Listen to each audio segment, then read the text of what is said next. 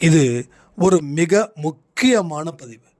நான் ஆபத்தில் சிக்கியிருக்க, என்னுடைய உறவுகள் கூட என்னுடைய கண்ணீரை துடைக்கல, என்னுடைய துன்பத்தை தீர்க்க எந்த மனுஷனும் இல்லை.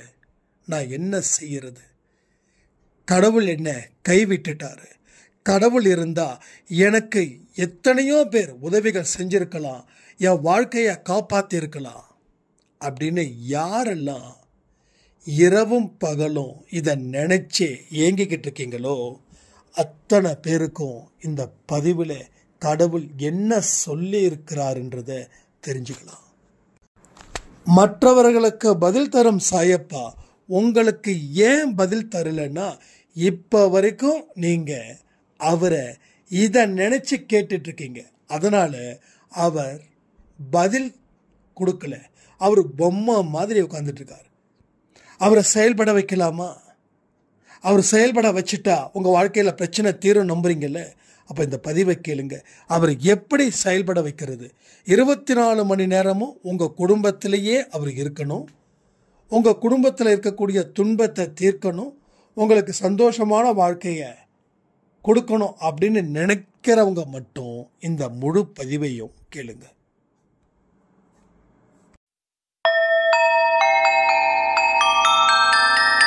ஓம் சாயிரா சாயிரா, ஓம் சாயிரா சாயிரா, ஓம் சாயிரா சாயிரா, அன்பே சாயிரா, பேரன்பே சாயிரா, அகிலம் தளிக்க ஆத்மா விழிக்க அனுதினம் சாயிரா, எங்கள் அன்பே சாயிரா.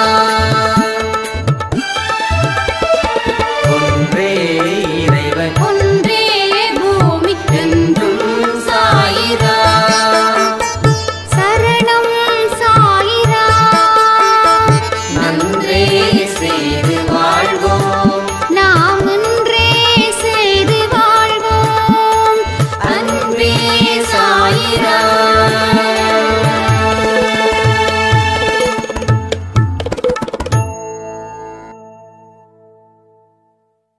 சாயிராம். என் உயிரின் உயிரானவர்களே, நம்ம உடம்பும் சரி, நம்ம மனசும் சரி, இதை எந்த அளவுக்கு சுத்தமா வச்சிருக்கிறோமோ அந்த அளவுக்கு வாழ்க்கையில் வெற்றி மேல வெற்றி உங்களை தேடி வரும்.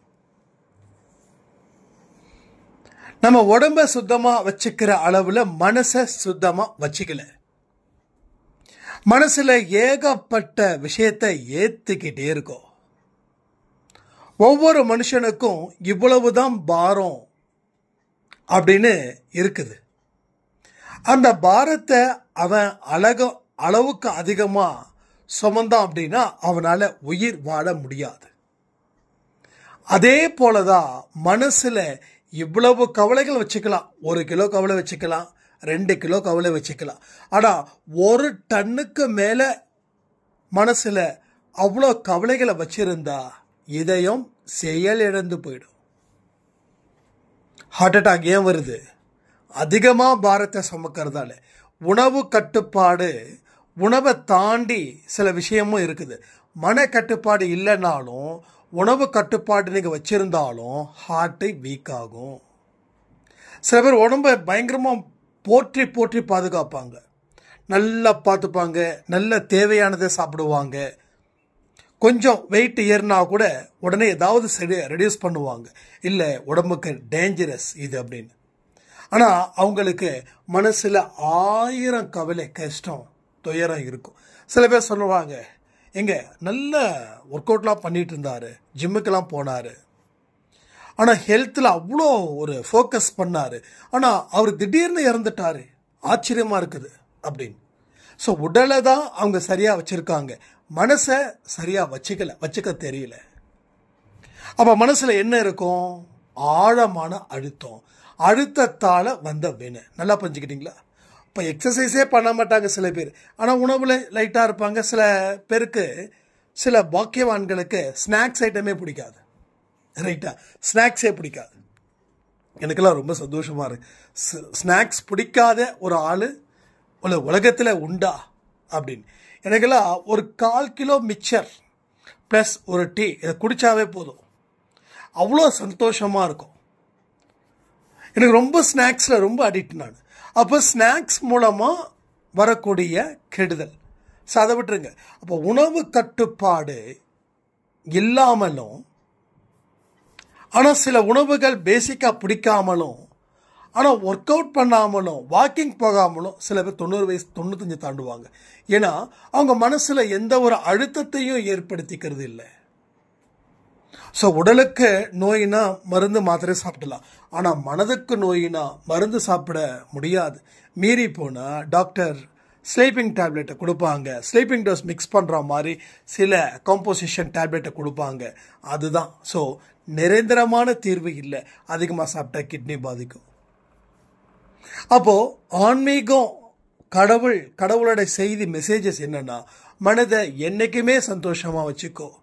ஒரு குழந்தைகளை பாருங்களேன், அந்த குழந்தை எவ்வளோ அழகாக சிரிக்குது.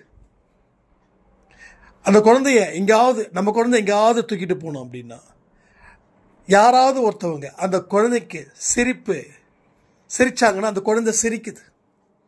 அந்த குழந்தை அவ்வளோ தத்ரூபமாக பார்க்குது. நம்ம என்னமோ பண்ணுறத அவ்வளோ சுவாரஸ்யமாக பார்க்கும். அந்த குழந்தையோட மனசில் எதுவுமே இல்லை. அந்த மாதிரி மனநிலையை நம்ம மாற்றிக்கணும், மாற்ற முயற்சி பண்ணணும். இதுக்கு வழி இல்லை அப்படின்னு நினைக்காதீங்க. வழி இருக்குது. மனசு இருந்தால் அந்த வழி தெரியும். அப்போ அந்த மாதிரி நம்ம இருக்கும்போது தான் நம்ம வாழ்க்கையில் நிம்மதி பெருமூச்சு அப்படின்றது விடவே முடியும். சில பேர் சொல்லுவாங்க என்கிட்ட, மூச்சு விடுறது கூட கஷ்டமாக இருக்குதுன்னு. அப்போ மூச்சு விட கஷ்டம், பாரத்தை அதிகமாக சம்மந்தம் மூச்சு விட கஷ்டம். பாரத்தை இறக்க வச்சுட்டா அப்பாடா அப்படின்னு சொல்லி நிம்மதியாக மூச்சு விடலாம். அப்போ பாரத்தை சுமந்துக்கிட்டு இருக்கீங்க. உங்கள் பிரச்சனைகள் என்ன அப்படின்றத கொஞ்சம் ஃப்ரெண்ட்லியாக திங்க் பண்ணி பாருங்க. உங்களுக்கு இன்னொரு அருமையான ஐடியா சொல்கிறேன். நீங்கள் வேற, உங்கள் பிரச்சனை வேற. பிரித்து பாருங்க. அப்போ தெரியும் அந்த ப்ராப்ளத்தை எப்படி சால்வ் பண்ணலாம். இப்போ எனக்கு ஒரு பிரச்சனை இருக்குதுன்னா நான் வேற, என் பிரச்சனை வேறன்னு பார்ப்பேன். அப்போது அந்த ப்ராப்ளம் என்ன சொல்லுது? சாக சொல்லுதா, வாழ சொல்லுதா? எக்ஸ்ட்ரீமாக தானே. ஒன்று வாழணுமா சாவணுமா? அப்போ இந்த பிரச்சனை வாழ சொல்லுதா, சாக சொல்லுதா? அப்போது எதை எடுத்துக்கணும்? சாக சொல்லுதுன்னா அதற்கும் வழிகள் இருக்குது. வாழ சொல்லுதுன்னா அதற்கும் வழிகள் இருக்குது. சாவதற்கு ஒரே வழி, வாழ்வதற்கு பல வழி. அப்போ பல வழிகள் ஒரு வாய்ப்புகளாக நான் பார்க்குறேன். நீங்களும் பாருங்கள், வாய்ப்புகளாக பாருங்கள். அப்போ பல வழிகள் இருக்குது வாழ சொல்கிறதுக்கு. வாழணும்னா பல வழிகள் இருக்குது. அந்த பல வழிகளில் எந்தெந்த வழிகளை முதல்ல எடுத்துக்க முடியும், எந்த வழி சிம்பிளோ அதை எடுங்க. கடினமான வழிகளை ஆரம்பத்தில் எடுத்தால் அது நமக்கு ஏமாற்றத்தை கொடுத்தா திருப்பி அந்த இடத்த நம்ம செய்ய மாட்டோம். அதனால் எளிமையான வழிகள். ஒரு எக்ஸாம் பேப்பரில் நீங்கள் எக்ஸாம் எழுதுனீங்கன்னா என்ன பண்ணுவீங்க? முதல்ல உங்களுக்கு எது ஈஸியாக இருக்குதோ அதை எடுப்பீங்க. ரைட்டா?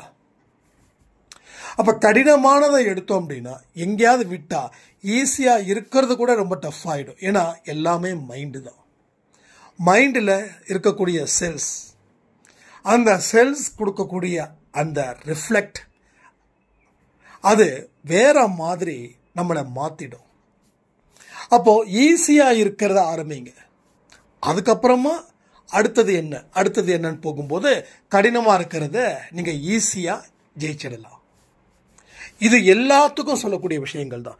சில பேர் சொல்லுவாங்க நம்பிக்கை வரமாட்டேங்குது வாழ்க்கையில். எஸ், ஏன் வரமாட்டேங்குதுன்னா எடுத்த உடனே பெரிய அளவில் டார்கெட் வைப்பாங்க, அதை ரீச் பண்ணணும்னு நினைப்பாங்க. எதை ரீச் பண்ணாலும் பலம் வேணும். 100 படிக்கட்டு ஏறணும்னா நம்ம கால் சரியாக இருக்குதான்னு பார்க்கணும், நம்ம மனசு சரியாக இருக்குதான்னு பார்க்கணும், நம்ம வெயிட்டு கரெக்டாக இருக்குதான்னு பார்க்கணும். சரிதானே? அப்போ 100 படிக்கட்டை ஒன்றா ஏறலாமா, இல்லை 10 படிக்கட்டை ஏறலாமா? 10 படிக்கட்டுக்கு எவ்வளோ நேரம் ரெஸ்ட்டு? இப்போ 10 படிக்கட்டை ஏறி பாருங்களேன், 100 படிக்கட்டை ஏறிடலாம். அப்போ நீங்கள் டார்கெட் பண்ணுறது 100வது படிக்கட்டு இல்லை, 10 படிக்கட்டு. 10 படிக்கட்டு தான் இப்போதைக்கு லட்சியம். அடுத்த 10 படிக்கட்டு, அந்த 10 படிக்கட்டு ஏறி முடிச்சதுக்கு அப்புறம் தான் அடுத்தது. ஸோ இது மாதிரி 1 by 1 நீங்கள் முயற்சி எடுக்கும்போது, அந்த முயற்சியில் நீங்கள் ஜெயிக்கும்போது உங்களுக்கு உள்ள நம்பிக்கை வரும். அந்த நம்பிக்கை உங்கள் வாழ்க்கையில் வழி நடத்தும். திடீர்னு உங்களை பிடிச்சி தள்ளி விடுறாங்க, நீங்கள் தப்பி தவறி வந்துடுறீங்க. மறுபடியும் பிடிச்சி தள்ளி விட்டா ஏற்கனவே விழுந்த அனுபவம், எப்படி தப்பிச்சிங்கன்னு வந்த அனுபவம் எல்லாமே உங்களுக்கு கை கொடுக்கும். அதே போல தான் இதுவும். வாழ்க்கைன்றது அனுபவம். அந்த அனுபவத்தை கற்றுக்கிட்டா மறுபடியும் அதே மாதிரி ஒரு பிரச்சனைகளை ஈஸியாக ஹேண்டில் பண்ணலாம். ஒரு ப்ராப்ளத்தை ஹேண்டில் பண்ணும்போது உங்களுக்கு ஒவ்வொரு வாழ்க்கை முறையும் மாறுது. எல்லா கஷ்டங்களும் கஷ்டங்கள் இல்லை, நல்லது செய்வதற்காக தான் கஷ்டம். இந்த இடத்த விட்டு மூவ் ஆகணும் அப்படின்னா, ஒன்று நீங்கள் அறிவுபூர்வமாக இருந்தீங்கன்னா மூவ் ஆகிடலாம், இல்லைன்னா ஒரு வலுக்கட்டாயத்தின் பேரில் உங்களுக்கு அந்த இடத்த நீ மாற்றி ஆகணும் அப்படின்னு. ஒன்றும் இல்லை, என்னுடைய ஊரில் நான் இருந்திருந்தா ஸோ இந்த டெவலப் ஆகிருக்க முடியாது. அப்போ கடவுள் எனக்கு பெரிய ஒரு கஷ்டத்தை கொடுத்தார். அந்த கஷ்டத்தை கொடுக்கும்போது எனக்கு அங்கே இருக்க முடியல. அதனால் வேற ஒரு மூவ் பண்ணணும்னா முதல்ல இந்த பிரச்சனையை தீர்க்கணும் அப்படின்னு நினச்சதால என்னுடைய ஒட்டுமொத்த கடன்கள் எவ்வளவு இருக்குதோ அதை அடைப்பதற்கு உண்டான முயற்சிகள் செய்தேன். அதற்கப்புறம் இடத்த மாற்றினேன். ஸோ இன்னைக்கு எனக்கு எந்த இடத்துலையும் ப்ராப்ளம் இல்லை. எல்லாத்தையும், அதாவது பயந்து ஓடி வந்து எங்கேயுமே வாழ முடியாது. எல்லாத்தையும் முடிச்சுட்டு வா. ஏன்னா அந்த சாமர்த்தியம், அந்த அறிவு எல்லா மனுஷனுக்கும் இருக்குது. அப்போ பயத்தின் பார்வையில் பார்க்கும்போது வழி தெரியாது, ஆனால் தைரியத்தின் பார்வையில் பார்க்கும்போது வழி பளிச்சுன்னு தெரியும். மற்றவங்களுக்கெல்லாம் தெரிஞ்ச வழி உங்களுக்கு ஏன் தெரியலன்னா, மற்றவங்க தைரியத்தோட கண்ணோட்டத்தோட பார்த்தாங்க, சாய்ப்பா உதவி செஞ்சாங்க. ஆனால் நீங்களோ தைரியத்தின் படி நீங்கள் பார்க்கல, வாழ்க்கையில் பயத்தின் அடிப்படையில் பார்த்தீங்க, வழி தெரியல, மங்களாக இருந்தது. மேடன் இருக்கிற இடத்துல பள்ளமாச்சு, அங்கே நீங்கள் விழுந்தீங்க. இதுதான் இங்கே நடக்குது. சரி, விழுந்துட்டீங்க, இப்போ எந்திரிச்சிட்டீங்க, இப்போ மறுபடியும் பாதை போலாமா? ஏற்கனவே ஒரு அனுபவம் கிடைச்சிதா? அது மேடு இல்லை பள்ளம், பள்ளமா மேடான்னு கன்ஃபார்ம் பண்ணிட்டு அதற்கு அப்புறமா ஒரு அடியையும் எடுத்து வை. பொறுமையா வை, ஒன்றும் அவசரம் இல்லை. நம்ம முயற்சி பண்ண ஆரம்பிச்சிட்டா போதும். அதுக்கப்புறம் எவ்வளவுக்கு எவ்வளோ பொறுமை கூட ஒன்றும் ப்ராப்ளமே இல்லை. ஆனால் எதுவுமே செய்யாமல் நான் பொறுமையாக இருக்கிறேன் அப்படின்னா தான் பேராபத்து. அட்லீஸ்ட் 1 இன்ச்சாவது நவரணும், அப்போ தான் அங்கே மூவ் ஆக முடியும். இந்த ட்ரெயின் என்ன ஆகுது, மூவ் ஆகும்போது சட்டுன்னு கிளம்பாது, மெதுவாக பொறுமையாக நிதானமாக கிளம்பும். அந்த மாதிரி தான் ஒவ்வொரு மனுஷனுடைய வாழ்க்கையும். ஏன்னா போக வேண்டிய தூரம் அதிகம், போகிறதுக்கு உண்டான வழிகளும் அதிகம். ஆனால் எந்த வழியில் போகணுன்றது தான் இப்போ முக்கியம். எந்த வழியில் போ, இந்த வழியில் போனால் எப்படி இருக்கும், அந்த வழியில் போனால் எப்படி இருக்கும், எந்த வழி பாதுகாப்பான வழியாக இருக்குது, எந்த வழி பாதுகாப்பு இல்லாததாக இருக்குது, இதை தெரிஞ்சுக்கிட்டாதான் நாம் போகவே முடியும். இதை தெரியலன்னா நாம் போனோம் அப்படின்னா அது ஆபத்தில் முடிவதற்கு வாய்ப்பு நிறைய இருக்குது. அவன் போனா நான் போகிறேன், இந்த வார்த்தை வரக்கூடாது. நீங்கள் போகிறீங்களா, நீங்கள் மட்டும் போங்க. அடுத்தவன் போனா நான் போனேன் அப்படின்னா மாட்டிப்பீங்க. அடுத்தவனுடைய விதி வேற, உங்கள் விதி வேற. அவனுக்கு 10 அடியில் நல்லது நடக்கும், உங்களுக்கு 100 அடியில் தான் நல்லது நடக்கும். அவனுக்கு 10 அடியில் எல்லா பிரச்சனையும் தீர்ந்துடும், உங்களுக்கு 100 அடி எடுத்து வைக்கணும்.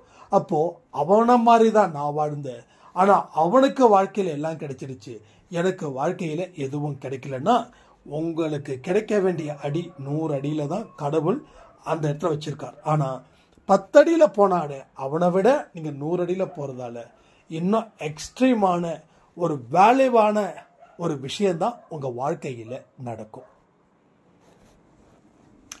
அதாவது 2015 10 வருஷத்துக்கு முன்னாடி என்னோட லைஃப் நிறைய பேரை கம்பேர் பண்ணும்போது இவங்கள மாதிரி ஒரு வாழ்க்கை இல்லை, என்னை விட கஷ்டத்தில் இருந்தாங்க, ஜெயிச்சாங்க, இன்னைக்கு நல்லபடியாக வாழ்ந்துக்கிட்டு இருக்காங்க அப்படின்னு நானும் நிறைய இடத்துல நினைச்சு தான் பார்த்தேன். நினைச்சு பார்க்காமலாம் இல்லை, நினைச்சு தான் பார்த்தேன். அப்போ அவங்க அதே இடத்துல தான் இப்ப இருக்காங்க. ஆனா எனக்கோ கடவுள் கொஞ்சம் எத்தனை வருஷம், கிட்டத்தட்ட 15னா கிட்டத்தட்ட 20, 5 வருஷம் ஜாஸ்தி பண்ணாரு. அப்போ நிறைய அடி எடுத்து வைக்க சொன்னார். அடி எடுத்து வைக்கும் போது நான் யாருன்னு உங்களுக்கு தெரியுது, நீங்க யாருன்னு எனக்கு தெரியுது. ஆனா என் கூட இருந்தவங்களுக்கோ 10 பேர் 20 பேர் கம்மையில தெரியாது. அப்போ யாருக்கு இங்க வேல்யூ ஜாஸ்தி? நான் என்னை பத்தி பெருமையா பேசல. என்ன மாதிரி கஷ்டத்துல நீங்க இருப்பீங்க, நீங்களும் சில பேரை கம்பேர் பண்ணி வாழ்ந்து சோர்ந்து போயிடுவீங்க.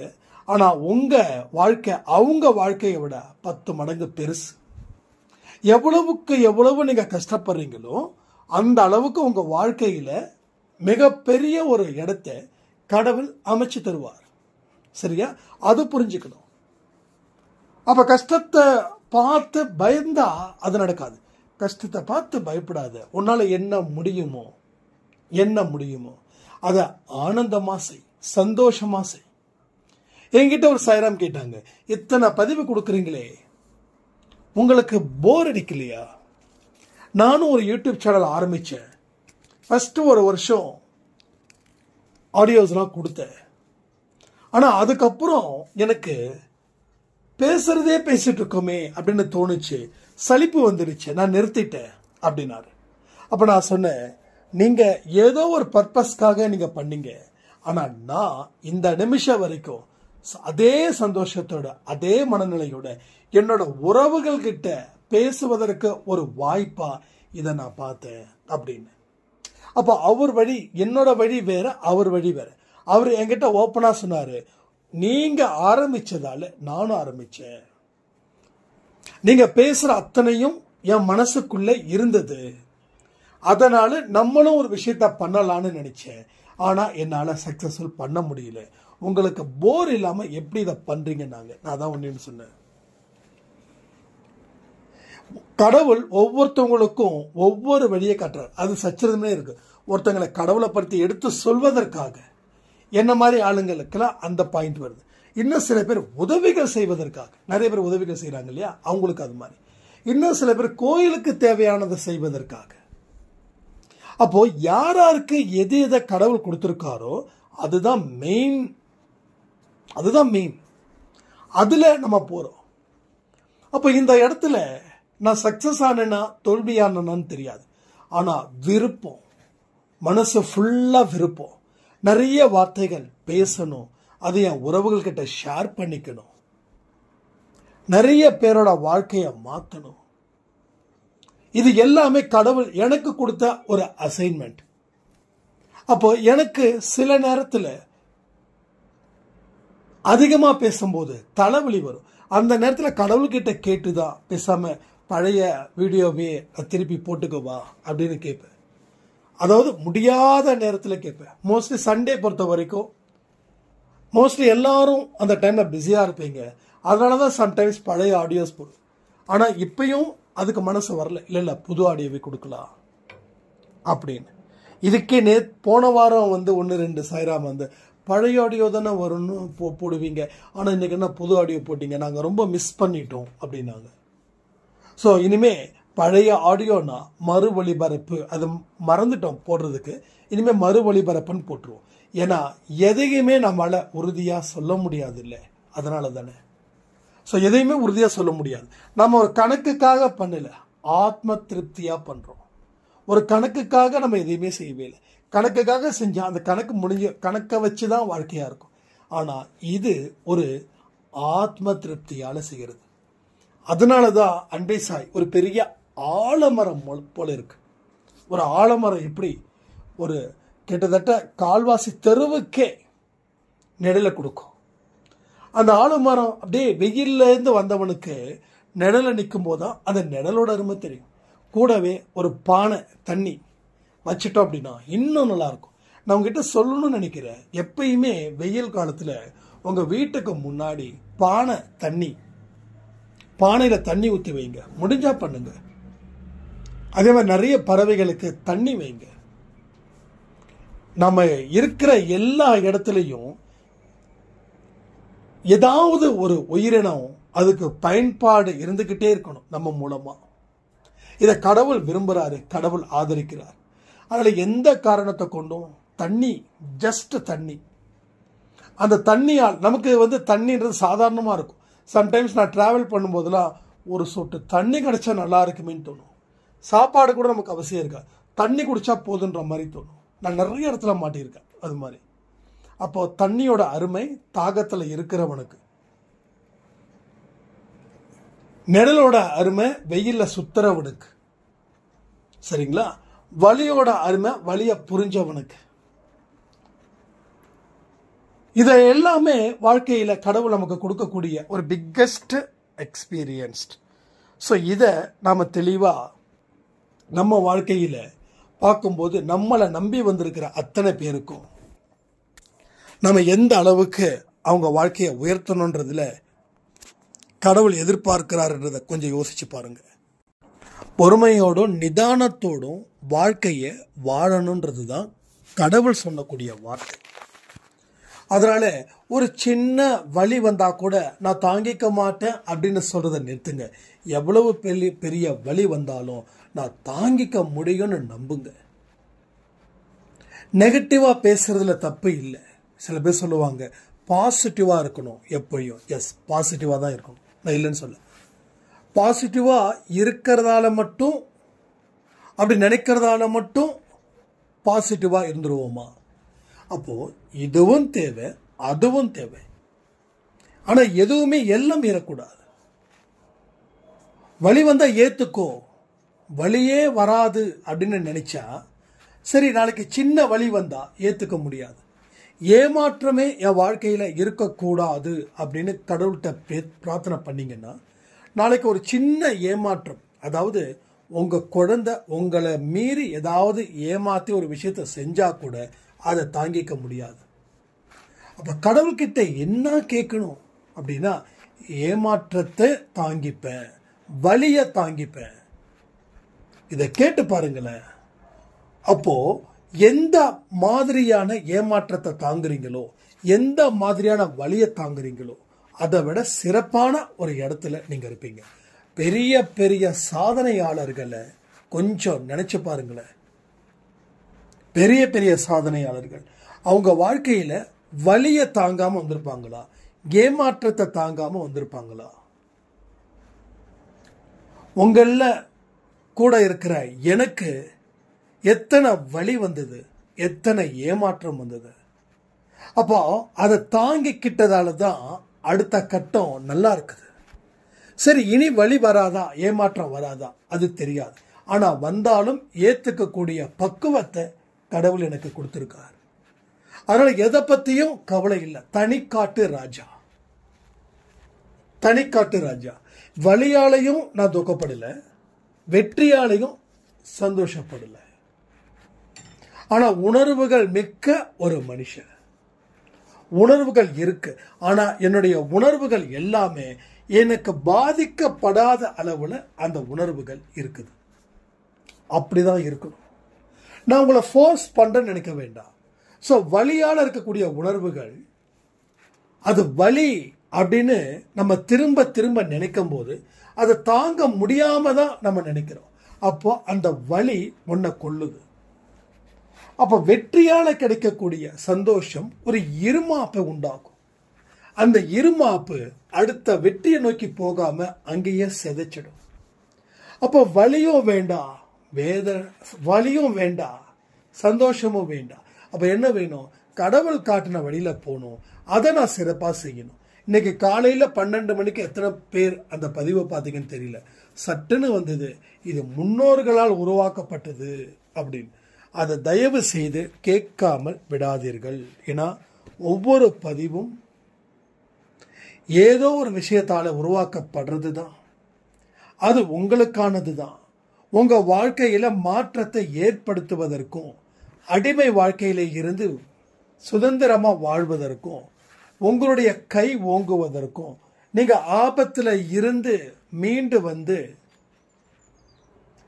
பலருக்கு உதவிகள் செய்வதற்கும் தான் எல்லா பதிவுகளும். இந்த இடத்துல அடுத்தவன் வாழ்ந்தா என்ன, வாழாட்டி என்ன, நான் வாழ போறேன் அப்படின்ற பதிவோ, இல்லை கடைசி வரைக்கும் இப்படி தான் என் வாழ்க்கை கண்ணீரோட தான் போகும் அப்படின்றதுக்காகவோ உருவாக்கப்படலை. நீங்க சாய்பா முன்னாடி நிக்கிறீங்க, சாய்பா கிட்ட மனதார கேட்குறீங்க, அத்தனையும் நடக்கணும். அப்ப நடக்கணுன்றதுக்காக தான் இந்த பதிவுகள். அப்ப என்ன கேட்டா நடக்கும், என்ன கேட்டா நடக்காது. எனக்கு காசும் பொண்ணும் பொருளும் கடன் அடைக்கிறதுக்கு கொடு அப்படின்னா அவர் கொடுக்க மாட்டாரு, உங்க வீட்டை விட்டு ஓடிடுவார். இப்ப எல்லாமே செய்யணும்னா அப்ப நீங்க எதுக்கு? ஒரு ஆபீஸ்ல ஒரு முதலாளி ஒரு தொழிலாளியை அப்பாயின்ட் பண்றாரு. அந்த தொழிலாளி கடவுள்கிட்ட போய் முறையிடுறாரு, என்னோட எல்லா வேலையும் என்னோட முதலாளியே செய்யணும், மாசம் மாசம் சம்பளம் வரணும். அப்ப இப்படி கடவுள் கிட்ட கேட்டா கடவுள் என்ன செய்வாருன்னு சொல்லுங்களேன், கமெண்ட் பண்ணுங்களேன். அப்போ முதலாளி எதுக்கு இந்த தொழிலாளியை வைக்கணும்? வேலை செய்யணும். வேலை செஞ்சா அந்த முதலாளி சம்பளம் கொடுப்பாரு. அப்போ இவன் கடவுள்கிட்ட இப்படி போய் கேட்டா முதலாளிக்கு நஷ்டம், அவனுக்கு தான் நஷ்டம். அப்ப இவன் எப்படி கேட்கணும்? என்னோட முதலாளி என்ன எதிர்பார்க்கிறாரோ அதை விட நான் திறமையானவனா, அதை விட ஒழுக்கமானவனா நான் வாழணும், நல்ல பேர் எடுக்கணும், என்னோட வேலையில கண்ணும் கருத்துமா நான் இருக்கணும், என்னோட முதலாளிக்கு உண்மையான ஒரு தொழிலாளியா இருக்கணும். இப்படி கேட்டா கடவுள் கொடுப்பாரா?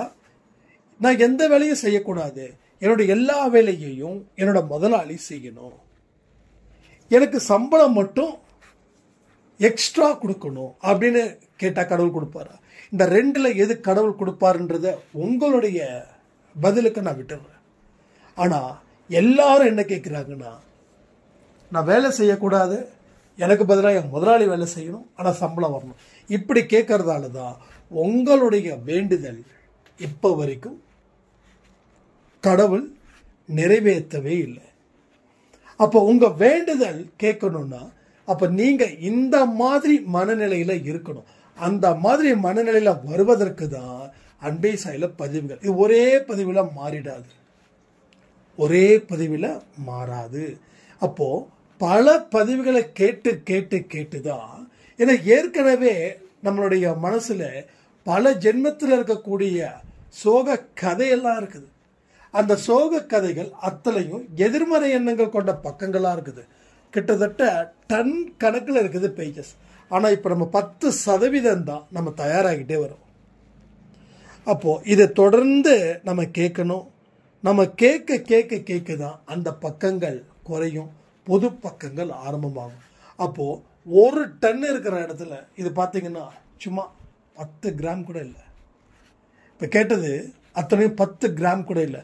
அப்போ இவ்வளோதானா? வேற வழி இருக்கா? வேற வழியே இல்லை. வேற வழியில் போறவங்களாம் போறாங்க. ஆனா நீங்க வச்சிருக்கிற அந்த 10 கிராம் வெயிட் கூட அங்க இல்லை, 1 கிராம் கூட இல்லை. அப்போ யோசிச்சு பாருங்க, இன்னமும் அறியாமலே புரியாமலே கடவுள்கிட்ட பிரார்த்தனை வைக்கும் போது நமக்கு ரொம்ப பரிதாபமா இருக்குது. ஒரு தெரிஞ்சவங்க ஒருத்தவங்க அவங்க என்கிட்ட சொன்னாங்க, சொல்லும்போது எல்லாமே கடவுள்கிட்ட ஒப்படைச்சிட்டோம்பா, கண்டிப்பா என்னோட கடனை என் பிள்ளையோட கடனை அடைச்சிடுவார். சரி உங்க அம்மா உங்க பையன் என்ன பண்றான் அப்படின்னு கேட்கும்போது, அவர் வீட்டில் தான்ப்பா இருக்காரு, அவரே வீட்டில் தான் இருக்காரு, வேலை அதெல்லாம் எதுவும் வேண்டான்னு சொல்லிட்டேன், உனக்கு எந்த வேலை நீ கேட்குற வேலை கிடைக்குதோ அந்த வேலைக்கு போடான்னு சொல்லிட்டேன் அப்படின்னு. இப்போ அந்த பிள்ளைக்கு வேலை கிடைக்கும்னு நினைக்கிறீங்களா, கிடைக்காதுன்னு நினைக்கிறீங்களா? அதாவது நான் கலெக்டர் உத்தியோகம் தான் பார்ப்பேன், வேற எந்த உத்தியோகத்தையும் பார்க்க மாட்டேன் அப்படின்னா இந்த ஜென்மத்தில் கலெக்டர் உத்தியோகம் பார்க்க முடியாது. அப்போ நம்ம எதிர்பார்த்த ஒரு வேலை இருக்கட்டும், அது நமக்கு ரொம்ப சந்தோஷம்தான். ஆனா எனக்கு இந்த மாதிரி ஒரு வேலை கிடைச்சிருக்குது, அப்போ இந்த வேலையை நான் செய்யறேன், இதுல முழு மனதோட செய்யறேன் அப்படின்னு நீங்க இந்த வேலை செய்யும் போது நீங்க எதிர்பார்த்த ஒரு வேலை உங்களுக்கு வந்து சேரும். ஆக மொத்தம் எல்லாத்துக்குமே ஒரு பிடிப்பு இருக்கணும். பிடிப்பு இருந்தால் தான் அதை பிடிச்சு நம்ம பிடிப்புன்றது எதுக்கு? அதை பிடிப்பதற்காக, சும்மா ஷோக்காக இல்லை. ஒரு 10 அடி கீழே விழுந்துட்டீங்கன்னா காப்பாற்ற யாரும் இல்லைன்னா அப்போ உங்களுக்கு கடவுள் ஒரு வாய்ப்பு கொடுக்குறாருன்னு அர்த்தம். புரியுதா? 10 அடியில் நீங்கள் விழுந்துட்டீங்க, அப்போ அதை புரிஞ்சுக்கணும்ல. அப்போ அதை புரிஞ்சிக்காம எனக்கு காப்பாற்ற ஆட்களே இல்லை அப்படின்னு சொன்னால் என்ன ஆகும்? திரும்பவும் சொல்கிறேனே, 10 அடியில் நீங்கள் கீழே விழுந்துட்டீங்கன்னா காப்பாற்றுவதற்கு யாரும் இல்லைன்னா கடவுளுடைய விருப்பம் மற்றவங்க காப்பாற்றி தான் நீ வரணும் அப்படின்றது இல்லை. அப்போது உன்னை காப்பாற்றிக்க முடியும், அதை நீங்கள் நம்பணும். நம்பும்போது சுற்றி முத்தியும் பார்க்கும்போது 1-2 பிடிப்பு இருக்கும்.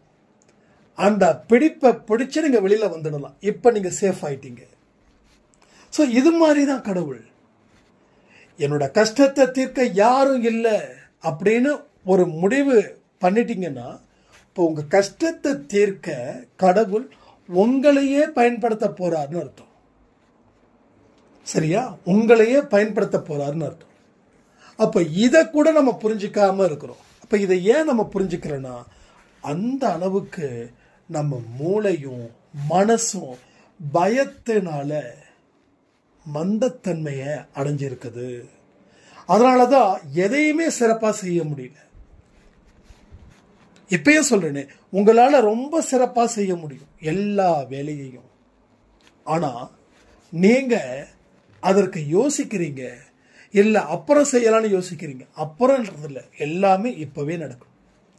இது எல்லாமே நடந்த உங்கள் வாழ்க்கையில் மிகப்பெரிய சரித்திரத்தை ஏன் படைக்க முடியாது? படைக்க முடியாதா இல்லை படைக்கக்கூடாதா? எல்லாம் எல்லாத்தையாலையும் முடியும். இதுக்கு இவங்க தான் அப்படின்னு எங்கேயுமே இல்லை. எல்லோருக்கும் எல்லாமும் முடியும். அது முடியும்னு நம்புனா உன் வாழ்க்கை நல்லா இருக்கும். முடியாதுன்னு நம்புனா உன் வாழ்க்கை எவ்வளவு மோசமாக போகுமோ அந்த அளவுக்கு மோசமாக போகும். அப்போ இருக்கிறத காப்பாற்றுகிறது பெஸ்ட்டா இல்லை இருக்கிறதும் போயிடுச்சுன்னா நம்ம வாழ்க்கையில் எதை காப்பாற்ற போகிறோம்? இன்னைக்கு நம்ம கீழே இறங்கிட்டு இருக்கோம், மேலே வரல. நீங்கள் மேலே வரதான் நினைக்கலாம், ஆனால் உண்மையிலேயே நம்ம மேலே வந்திருக்கோமா இல்லையான்றதை நீங்கள் ஒரு அரை மணி நேரம் சிந்திச்சா போதும். அப்போ அது உங்களுக்கு பதில் கொடுக்கும். அந்த பதில் தான் உங்கள் வாழ்க்கை முறையை மாற்றணும் சொல்லி இந்த பதிவை நான் முடிக்கிறேன். ஜெய் சாய்ராம்.